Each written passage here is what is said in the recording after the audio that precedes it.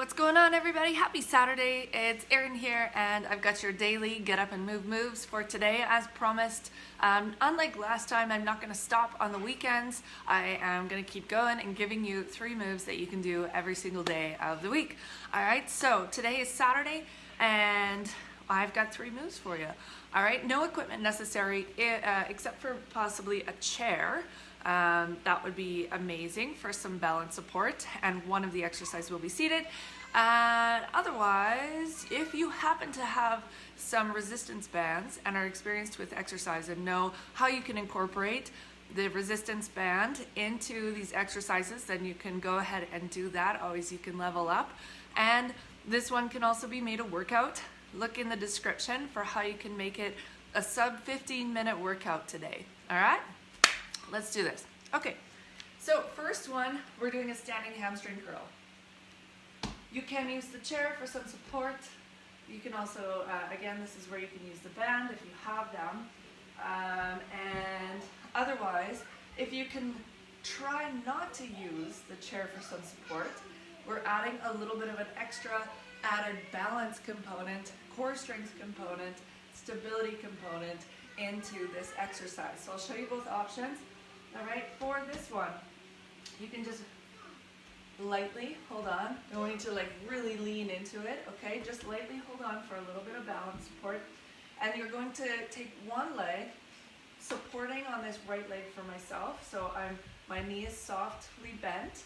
My hips are level. Okay? My shoulders are squared. Everything is facing forward. This hip isn't turned out and back. It's facing forward and level. Okay? So this other foot, my left leg is going to come back.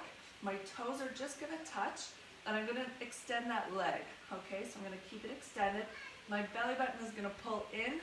I'm going to have that slight forward lean. If that's too much on the low back, you can rest your forearms on whatever you're supporting. Just make sure it's stable, all right, and it's not going to fall over. If you do end up putting a little bit more weight in to that supportive feature. Okay, from here, what we're thinking is we're taking our heel, we're pulling it up into our butts, okay?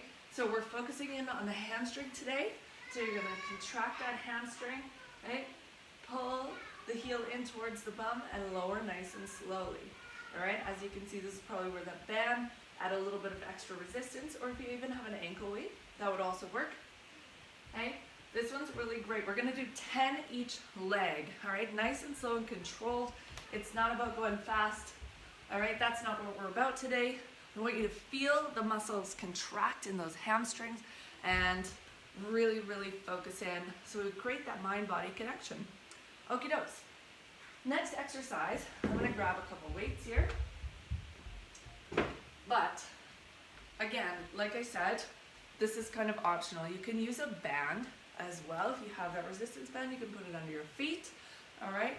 Or you can also add a light set of weights or no weights at all. So I'm going to give you this option just in case.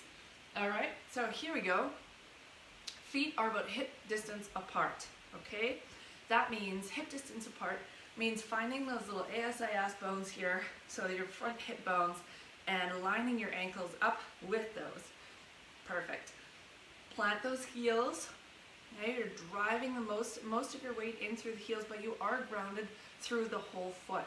So you still want to have contact with your big toe mound, your baby toe, and the heels. Excellent.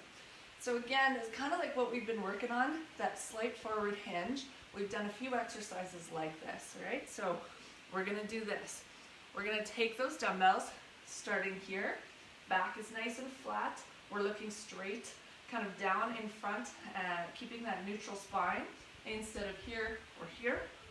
Okay, and we're just going to, keeping that belly button pulled in and up, we're going to extend our arms. So the only thing moving right this moment is our elbow joint and our forearms. Okay, so we're extending, squeezing at the top. Palms can be in neutral position here, so that means they're facing each other. Okay, I'm going to add a little element in here. We're going to sink down into that squat just a tiny bit more if you can.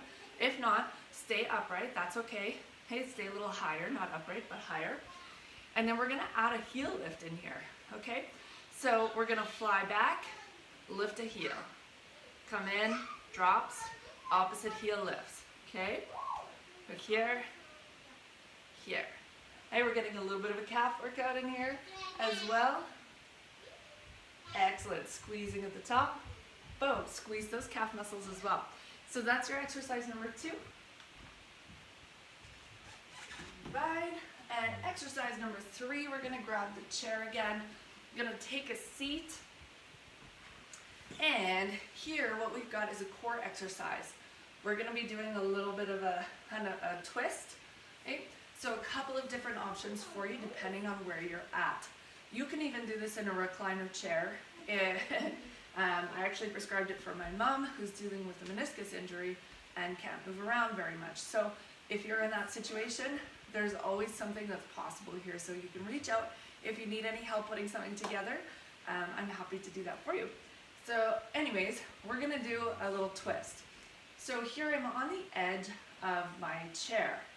Again, you can be a little bit further back, and you can be right up against the back here, leaning back a little bit, okay? It's wherever you're at. So we can always add different layers and different micro movements to help you focus in on getting the most out of this core exercise.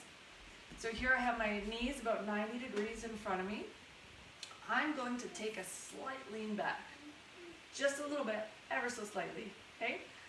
Right, pulling my belly button in and up, okay? I'm gonna kind of tuck my chin in a little bit, okay? I wanna create a little bit of rounding through that spine. So I'll show you from the side here. So this would be straight, this is like a boat position, but we're not going there today. We're curving that spine a little bit, okay? So just tucking the chin in slightly, okay? C curve, rounding through that upper back, and then we're gonna take our hands out in a prayer position in front of us, okay? We're gonna twist over to the side and just pulse super slightly, okay? Just like that. If you can go back a little bit further, that's awesome. But it's a very small move. Any pressure in that low back, you need to make the movement smaller, all right? I can be a little bit stiff here. Normally you do this on the ground, and it can be done on the ground, okay? But this one we're doing from a seated position. Okay, so from here, rounding through the spine, slight twist over to that opposite knee, okay? If you want to add a little bit of core activation in there, lift that knee up. I'm going over to the left and lifting that knee, slightly rounding through that spine and twisting. You're going to do 20 pulses here, 20 pulses on one side, 20 pulses on the other. And as you are doing this pulse, I'll show you from the front, you're going to breathe. You make sure that you breathe in these, all right? So here, again, I'm going to sit back here, okay? Curving, excellent. I'm here, I'm going to breathe out, exhale.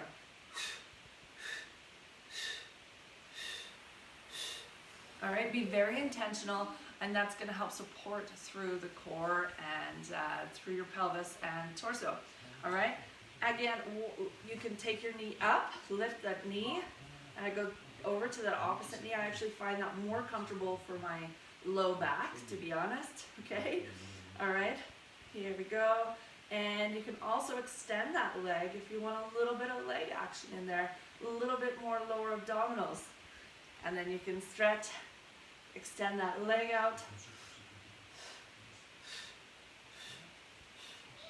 Perfect. You're gonna feel that after 20 repetitions each side. If that's too much, 10 is totally fine. Again, making sure that you don't have any pressure or pain in that low back, all right? You can lift that knee slightly. You can even have a stool in front and rest that one foot if you're feeling it's too much, but the position of having your knee up feels better, right? So you gotta make things work for you. Don't just say, oh, that doesn't work for me, I can't do it, because I totally don't believe that.